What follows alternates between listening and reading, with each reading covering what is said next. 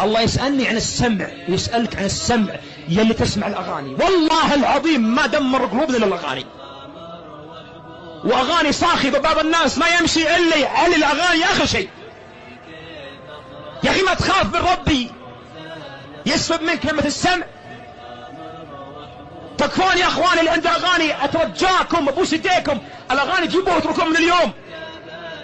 والله العظيم ما يخلي نفسك ثقيلة عن الصلاة إلا الأغاني، إلا الأغاني تنبت النفاق في القلب.